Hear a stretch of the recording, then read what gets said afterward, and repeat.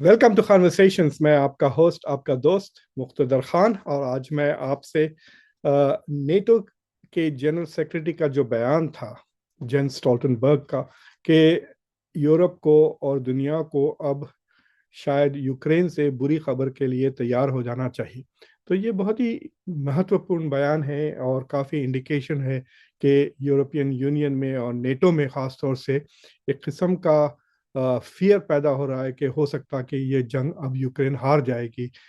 2 महीने के अंदर 2 साल हो जाएंगे इस जंग को शुरू होकर, और इट अपीयर्स के 2 साल के बाद सारा यूरोप, सारा नेटो और अमेरिका मिलकर रशिया को अभी तक हरा नहीं सके। तो इससे पहले कि मैं आपको जो 3-4 मुद्दे हैं इस जंग को लेकर उसके बारे में इन्फॉर्म करूं, आप प्लीज़ कॉन्वर्सेशंस को सब्सक्राइब करें, वीडियो को लाइक करें, बेल आइकॉन ज़रूर दबाएं और इस वीडियो को ज़रूर शेयर करें।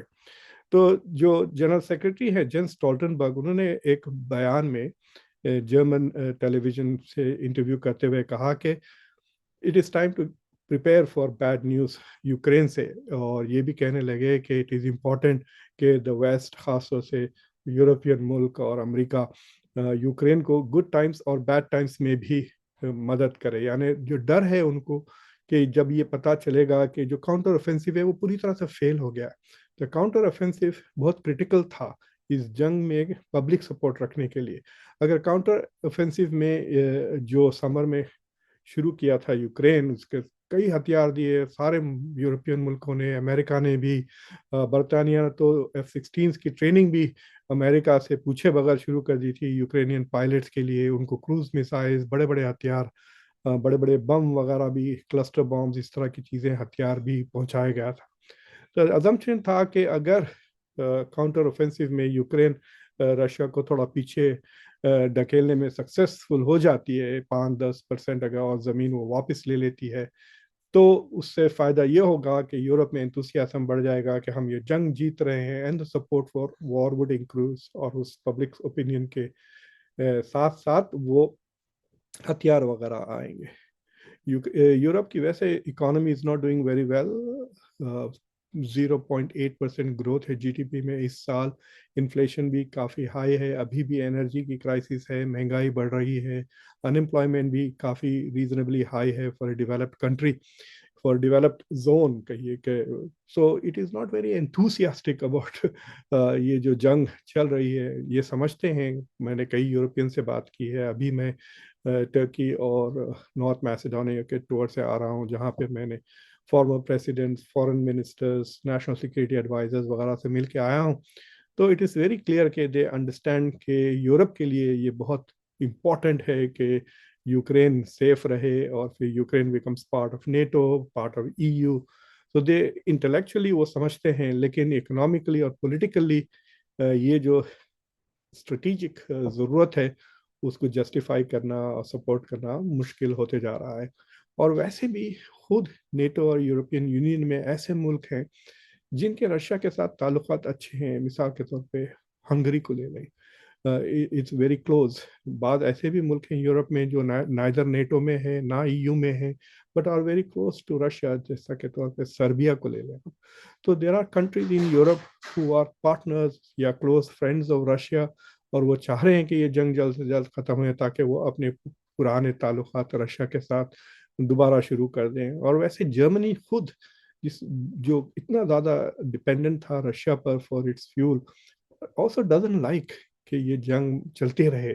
अगर आप सीक्रेटली उनसे पूछ लें तो German leader would be interested in a ceasefire now, and some kind of a negotiated peace deal. तो पहली चीज़ ये है कि काउंटर ऑफेंसिव फेल हो गया है। दूसरा, यूरोप में एंथुसियाज्म कम होते जा रहा है, और वेस्ट में तो आप देख रहे हैं, अमेरिका में Republicans are not very high and excited about, especially जो congressional Republicans हैं, they're not interested in supporting Ukraine. जो बाइडन एडमिनिस्ट्रेशन ने $61 बिलियन मांगे हैं इस साल टू गिव टू यूक्रेन, वो इसराइल के साथ मिलाकर, वो समझ रहे थे कि क्योंकि इसराइल के लिए इतना ज़्यादा सपोर्ट है कांग्रेस में, वो इसराइल का बजट पास करते करते यूक्रेन का भी कर देंगे। लेकिन जो नए स्पीकर आए हैं, माइकल जॉनसन, उन्होंने दोनों चीज़ें अलग कर दी। تو اسرائیل کا جو بجٹ ہے $14.5 billion کا وہ پاس ہو گیا ہے کانگریس میں, ابھی سینٹ میں نہیں آیا. اور جو $61 billion کا جو بائیڈن نے مانگے ہیں یوکرین کے لیے, وہ تو ابھی ٹیبل بھی نہیں کیا گیا, اٹ ہیزنٹ بین ووٹڈ آن.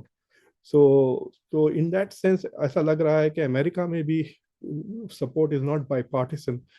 بعض سینئر سینیٹرز جو ہے مچ میکونل جیسے لوگ کہتے ہیں کہ یس وی شوڈ سپورٹ یوکرین, لیکن تھوڑے ریڈیکل ضرور ہیں کانگریس میں who are not interested. اور رشیا کی اکانومی جیسا ایکسپیکٹ کی جا رہی تھی کہ it will collapse, it has not collapsed, it has become much more stronger اور independent of Europe. یعنی اب مزید فیوچر میں رشیا کی اکانومی پہ وہ اتنا پریشر نہیں ڈال سکتے تھے جتنا پہلے ڈال رہے تھے. تو اب ایک آٹونومس رشیا ایک امریکہ کے لیے, یورپ کے لیے it has become a major strategic threat کہہ سکتے ہیں آپ, کیونکہ اب وہ ان کے سینکشن سے نہیں ڈرے گا ان دا فیوچر. اور دوسری چیز یہ ہے کہ پوٹن نے ابھی ایک نیا فرمان کہیے سائن کیا ہے جس سے 1,70,000 سے فوجیں بڑھا کر 1.3 ملین کے لیول پہ رشین فوجیں پہنچ جائیں گے, which means he'll be able to throw more troops. ابھی ونٹر ختم ہونے کے بعد آپ دیکھیں گے فیبرری میں پھر سے یا فیبرری مارچ میں Russia will continue to push aggressively اگر کوئی نیگوشیٹڈ سیٹلمنٹ نہیں ہوتا ہے. تیسری چیز یہ ہے کہ امریکہ میں جو ڈکلائننگ سپورٹ ہے یورپ میں, اٹ از میکنگ یوکرین کے لیے خاص طور سے جو ڈسٹریکشن ہو گیا ہے یہ اسرائیل کے مسئلے پر, سو اس سے بھی یورپ بہت نروس ہوتے جا رہا ہے. یورپ نیٹو کے جو لیڈرز ہیں خود جینس اسٹولٹنبرگ کہہ رہے ہیں کہ امریکہ کو not to lose sight of Ukraine, it is very important, very critical. تو اس طرح کے بیانات ہو رہے ہیں. اور جو تیسرا مسئلہ ہے جس سے یوکرین کے لیے پریشانی ہے اور رشیا کے لیے خوشخبری ہے, وہ یہ ہے کہ پولینڈ از ان کرائسس. پولینڈ کے الیکشن ڈیسائسو نہیں ہے, ابھی تک گورنمنٹ وہ ٹھیک سے فارم نہیں کر سکی, لیکن پولینڈ واز دا کی فار ساری ایڈ جو یوکرین کو جا رہی تھی. Poland is a neighbour of Ukraine, تو یوکرین پولینڈ میں لا کر پھر پولینڈ سے یوکرین کو لے کے جا رہے تھے ہتھیار, فوڈ وغیرہ, جو بھی ہیومینیٹیرین ایڈ, ملٹری ایڈ جا رہی تھی. اور جو ریفیوجیز بھاگ رہے تھے یوکرین سے وہ تھرو پولینڈ جا رہے تھے. تو اگر آپ ایک سال پہلے جاتے تو آپ دیکھتے ہیں کہ کئی پولش والنٹیئرز وہاں پہ مدد کرنے آ رہے تھے یوکرینین ریفیوجیز کے لیے, ان کے لیے کھانا, کپڑے وغیرہ, ان کو جابز دینے کے لیے وغیرہ. لیکن اب کیا ہو گیا ہے, پولینڈ کی اکانومی پہ بہت اثر ہو گیا. یوکرین سے سستا گرین آ رہا ہے, یوکرین سے پڑھے لکھے کوالیفائڈ لوگ جو کم تنخواہ پہ کام کرنے کے لیے تیار ہیں وہ آ کے پولینڈ کی اکانومی پہ اثر ڈال رہے ہیں. دیکھیے یورپین یونین میں کی اور جو نیٹو ہے امریکہ کے بعد جو سب سے بڑا ملٹری فورس ہے نیٹو میں وہ ٹرکی ہے, اور Turkey is not playing ball with the U S and Europe. تو اب کوشش کی جا رہی ہے کہ the next major European power Poland کو بنایا جائے, کہ Poland will be like the new Turkey of NATO, کہ اس کی بھی فوجیں کافی مضبوط ہیں, it is on the border with Russia, it will become stronger. لیکن پولینڈ کا تو پالیٹکس ہی بدل گئی ہے, اب وہ ٹریڈ نہیں کرنا چاہتے یوکرین سے, دے ڈونٹ وانٹ. انفیکٹ ابھی جو بارڈر ہے اسے یوکرین کے جو ٹرک ڈرائیورز, پولینڈ کے جو ٹرک ڈرائیورز ہیں وہ پچھلے 4-5 دنوں سے پروٹیسٹ کر کے پولینڈ کا یوکرین کا بارڈر کو بلاک کیا ہوا ہے, اور اس بارڈر بلاکیج کے وجہ سے یوکرین بہت پریشان ہے اور یورپین یونین بھی بہت ناراض ہے. More than 20,000 Ukrainian truck drivers are stuck at the Polish border. Polish truckers have been blocking the border since the beginning of the week, saying they are losing business opportunities since the EU waived a system of permits for Ukrainian transport companies to enter the bloc. Polish companies say the move has caused an influx of Ukrainian competitors in the area.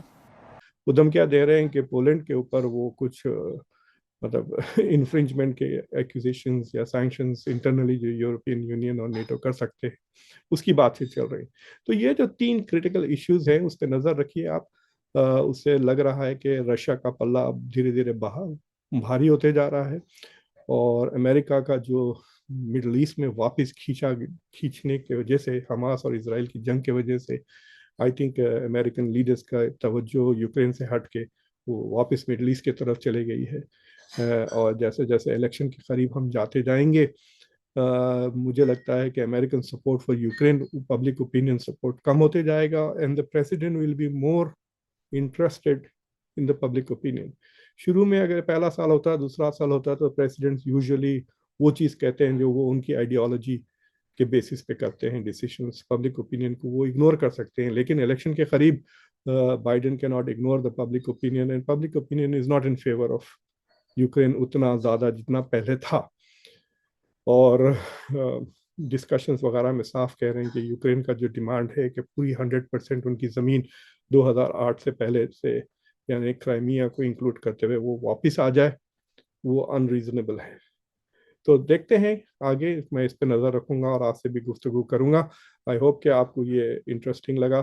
Please conversations کو subscribe کریں, video کو like کریں, bell icon ضرور دبائیں اور اس video کو ضرور share کریں. Until next time, میں آپ کا ہوسٹ, آپ کا دوست مقتدر خان.